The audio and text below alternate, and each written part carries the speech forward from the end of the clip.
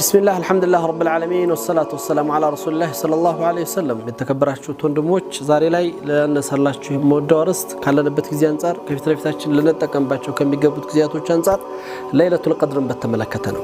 አላህ Subhanahu Wa Ta'ala በተለያዩ ጊዜያቶች ለሰው ልጆች ማዋሲመል ኸይራት ለኸይር እድሎችን ይሰጣል። ረመዳን ያዘው ትልቅ በውስጡ ያዘው ትልቅ ዋጋ ወይም ደግሞ ትልቅ ክብር እንዲሁም ደግሞ ለሰዎች የሚፈጥራቸው ስሜትና ባህሪያቶችን የመቀየር አቅልን ልብን ባህሪንና የአላህ ፍራቻን በማጎናጸፍ በማስተካከል ትልቁ ሚና የሚጫወት ለንወር ነው። ይሄ ፍርሰተል ዑምር ይሄ ህይወት አጋጣሚ ይሄ ህይወት እድል ይሄ በህይወታችን ላይ የማንነታችን መቀየሪያ ትልቅ መድረክ ነውና የረመዳን በውስጡ ከያዛቸው ትልልቅ የረመዳንን ክብር ወይም የረመዳንን ደረጃ ካላቁትና ደረጃውና ክብሩን ከፍ ካደረጉት ነገሮች ውስጥ አንዱ ለይለቱል ቀድር ነው። ለይለቱል ቀድር የመወሰኛው ሌሊት በመባል ይታወቃል። አላህ በቁርአን ላይ እንግዲህ ትልቁ ካነሳቸው ጉዳዮች ውስጥ ከረመዳን ጋር ተያይዞ አንዱ ይሄ ነው።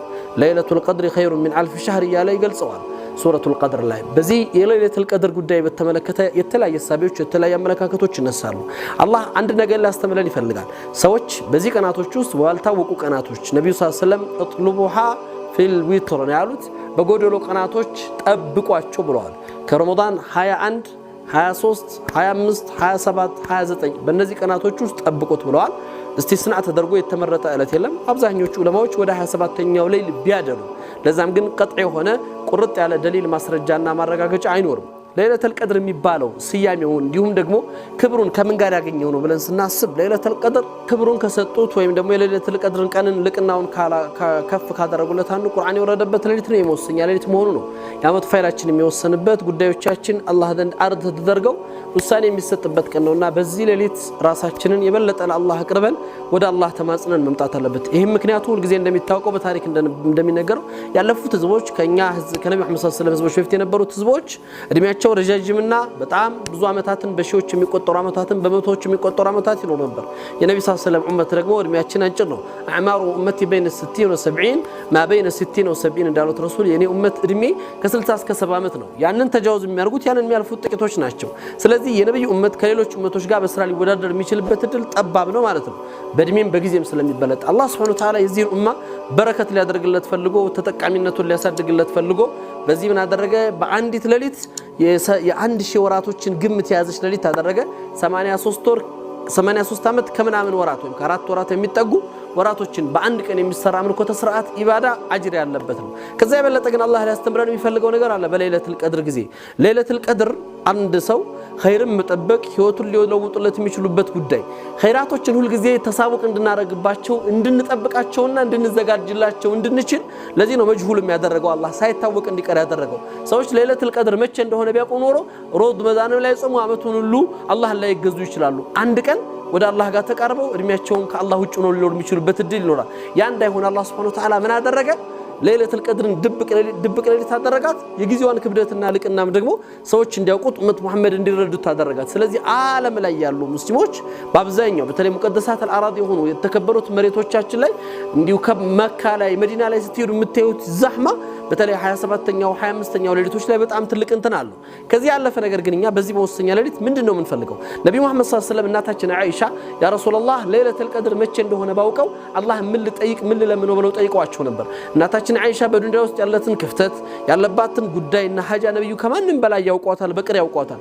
ረሱላህ ስለ ህይወት ጉዳዮቿ ስለ ህይወት ጣጣዎቿ ወይም ደግሞ ሐጃዎቿና ጊዜ ጉዳዮቿ እንዲፈቱ ዱንያ ጉዳዮቿ እንዲስተካከሉ አይደለም ነብዩ መሐመድ ሰለላሁ ዐለይሂ ወሰለም አላህን እንድትለምን አርድ ያደረጉላት ወይም ያቀረቡላት። ነብዩ ሰለላሁ ዐለይሂ ወሰለም እናታችን አይሻን ምን አሏት? ቁሊ ያ አይሻ اللهم انك عفو كريم تحب العفو فاعف عني። እንዱ አንድ ታደርግ ነው ያዘዟት። የዱዓው መልእክትም አላህ አንተ ይቅር ባዮችን ትወዳለህ አውፍ ባዮችን ትወዳለህ እኔንም ይቅር በለኝ አውፍ በለይ ብለሽ በያሏት። ይሄን ልዩ የቻሉበት ምክንያት ምንድነው? አፍው ነው። የአላህ Subhanahu Wa Ta'ala ከልዩ ስሞቹ ትልቅ ቦታ ካላቸው ስሞቹ አንዱ ኢስሙላህ አልዓፍው ነው። አፍ ባይ ይቅር ባይነቱ ነው። አውፍታ ከመግፊራ ወይም ከምህረት የተለየ ዋጋ ያለው ወይም ደግሞ ቦታ ያለው ነው። መግፊራ አንድ ሰው ጥፋት አጥፍቷል ላጠፋው ወንጀል ይቅርታን ጠይቋል ምህረት ያገኛል። አውፍታ ግን ወንጀል ተፈጽሞ ስህተት ተሰርቶ ትልልቅ ከባድ ጉዳዮች ተከስተው አላህ በአውፍታ እንጂ የማይመራቸው ጉዳዮች አሉ ምንም ሊያጸዳቸው የማይችል ተውበት የማያክማቸው ለዚህ ነው በቁርአን ውስጥ አውፍታ ያወረደበትን ቦታ ብንመለከት በጣም ትልልቅና ከባድ በሚባሉ ጉዳዮች ላይ ነው ሙስሊሞች የውር ጦርነት ጊዜ የነብያቸውን ትእዛዝ በመጣስ ለተፈጠረው ክፍተት አላህ ያንን ጥፋት በማጥፋታቸው የነሱን ወንጀል ሊያብስ የሚችል የአላህ አውፍታ እንጂ ሌላ አልነበረም ሰይድና ሙሳ አለይሂ ሰላም አላህ ጋር ሊገናኙ በሄዱበት ጊዜ በኒ እስራኤሎች የነብዩላህ ሙሳን ትእዛዝ ጥሰው ጣዖት ሲያመልኩ ወይም ደግሞ ጥጃን ሲያመልኩ የነበረበትን ጉዳይ አላህ በምንም ሊያክሙ አይችልም ከእምነት በኋላ ከደት ሐቅን ካተረዱ በኋላ ጥፋት ስለነበር የተከሰተው ኢላ ቢአፍላህ ሱብሃነሁ ثم عفونا عنكم ነው የሚለው አላህ ከዚያም በኋላ ይቅራላችሁ ይላል የአላህ ይቅርታ ምንን ይይዛል አውፍታ የሚባለው ነገር አንዴ ጥፋት ላጠፋብህ አካል አውፍታ ብያለሁ ያንን ወንጀልና የጠፋውን ጥፋት እድሜ ልክ ስትዘክረው በአጋጣሚው ስታነሳው መኖር አለ አውፍ የሚለው ቃል መህው ነው ማበስ ነው መግፊራ ይቅርታ ያላህ ይቅርታው ማሪ ከሆነ ወንጀል ሰርቷል ተውበት አድርጓል ተምሯል ያልቃል እዛ ላይ አውፍታ ሲሆን ግን ምንድነው የነበረውን ያጠፋል ሙሉ ለሙሉ ያጠፋል እንዳልነበር ይቆጥራል እንደ አዲስ ይቀበላል ይወዳል በዛ ስሜት ነው አላህ Subhanahu Wa Ta'ala የሚያስተናግደና ይሄንን መንፈስ ይሄንን ስሜት ለማሟላት ነው ለይለቱል ቀድር ትልቅ ቀን ነው ትልቅ ጊዜ ነው ይሄ ለይለቱል ቀድር እንልፋበት እንታገልበት ያ ረብ ብለን እናልቅስበት በዚህ ሌሊቶች ላይ የምትፈስምባ የምትደረግ ዱዓ ተመላሽነት እንደላት ነብዩ መሐመድ ሰለላሁ ዐለይሂ ወሰለም ተናግረዋልና በደንብ ሙባደራ ያደረግን ይሄ አለል ያደረግን ይሄንን ሌሊት እየታገልን ያመቱ ፋይላችን እንዲስተካከል ባማርና በአላህ ፍታ እንዲወሰንልን ጥረት እንድናደርግበት ነው አደራምነው ነብዩ መሐመድ ሰለላሁ ዐለይሂ ወሰለም ካነ يتحرى لليلة القدر الذي من بحديثه لي من قام ليلة القدر إيمانا واحتسابا غفر له ما تقدم من ذنبه ليلة القدر بمطبق بإيماننا باحتساب عملوበት ዋጋውን ፈልጎ የሚቆምሰው ያለፈው ወንጀሉን ሁሉ አላህ ይምረዋል ይላሉ ለይለተ القدر ከሚወፍቃቸው ህይወታቸው ከሚለወጥላቸው ያመታቸው ፋይል በአውፍታ ከሚከፈትላቸውና ምህረቱን ከሚጎናጸፉት ሰዎች አድርገን በቀጣይ በሌላ ጊዜ እንገናኛለን ወቢላሂ ተውፊቅ ወሰላሙ አለይኩም ወራህመቱላሂ ወበረካቱ